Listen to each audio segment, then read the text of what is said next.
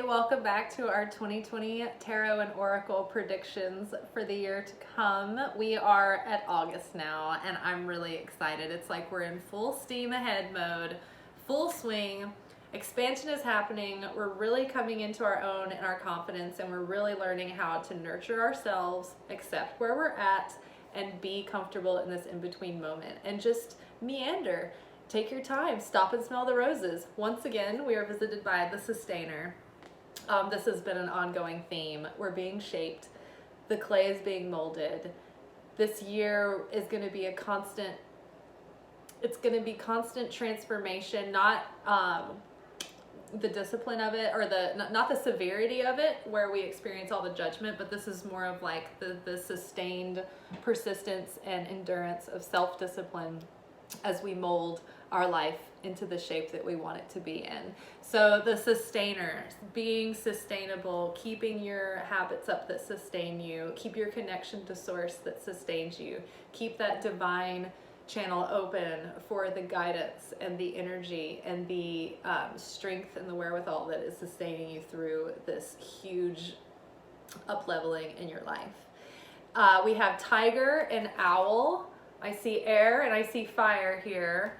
And I believe that Tiger and Owl together are possibly the pairings of the things that have come together this year. I think each represents part of the pair that's come together, resulting in Three of Wands, in expansion, in the Magick happening, in all of these collaborating pieces coming together and creating that magic, and all of that potential energy is really forming into something. The vision is expanding.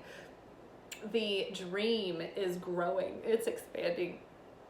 The results are expanding. Momentum is happening. Like, our vision is broadening because we're making momentum, and we can see like, oh, okay, like we're actually onto something. This is working. So do whatever it takes to sustain that, to sustain the fire of the Tiger, that passion.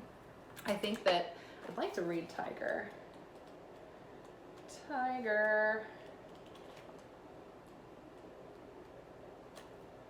Lunar force, ease in darkness, feminine energy. It's all about being in the ease of the sacred, divine, feminine darkness this year. That sterile darkness of the womb, the stillness, the being settled into this moment, because we're creating something that will be birthed within a year and 9 months. So that whole womb mother theme keeps coming up, and it's like this year is about birthing the first 9 months. So I guess probably let's see what happens when our due date is coming about in the 9th month,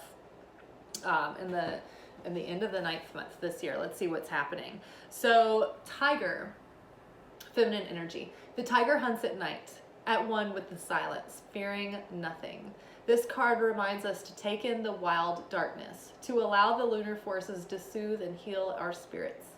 Sensuality, receptivity, and devotion are all heightened in the midnight hour, and the Tiger takes advantage of these boons. Spend some time in the silence this evening, drinking in the potent calm. There is nothing to fear in the stillness except the awakening of your own power. Balance, passionate, strong, sensual, when out of balance, overstimulated. So use the power of nighttime, the power to unwind, the power of calming down and getting quiet and silent, because the wisdom of Owl and the magic of Owl come to meet you in those moments. I feel like also aligning with the lunar cycles is very helpful, magical way to align your life. When the moon is waxing and becoming, we are drawing more energy. We are putting our creations into form, and we're making them happen with our hands. When the moon is waxing or waning, we're letting things go. We're releasing what doesn't belong. And so when we align our intention and our behaviors and our habits with those energies, it supports us and makes things even stronger. So I feel like this is speaking about a really positive partnership, but I think it also is like balance that daytime, like go get 'em Tiger, with that nighttime Owl of like rejuvenating, relaxing. You might also get creative hits, or like have certain things that you can use nighttime for. Maybe it becomes like a little nighttime ritual, but the nighttime may be magical for you this month in August. I also think that the magic, or the night is also about that darkest before the dawn, or that period where it's like, it's that last little uncertain moment before the big breakthrough, before, you know, the magic comes, before that big awakening and the new dawn. And so we are poised in the seventh month before the ninth month of the birth. So I love that. And it's like we're in the subconscious, we're in that dark feminine space, that nighttime, connecting with the moon, connecting with that magic, connecting with that mystery. Yeah. Then we have, out of the goddess deck, we have Demeter, which is the nurturer. We have Freya, radical acceptance, and we have Hecate coming in, the in-between. Hecate is the triple goddess, the maiden, the mother, and the crone. It's the archetypal periods of the divine feminine. This year is all about the divine feminine. The in-between realms, not only is it about those in-between spaces between what's physical and what's spiritual, and that little in-between astral realm where like the vapor of the spirit is becoming a bit more tangible before it becomes material reality. That's that psychic realm. That's the realm of dreams. That's the realm of the moon cycles. So it's again about using that magic of the moon cycles, aligning with that divine feminine aspects of being comfortable in the dark, being comfortable in the unknown, because we trust the timing, and we trust that when the time comes, the birth will happen on its own. The contractions will start. The signs will be made known. The water will break.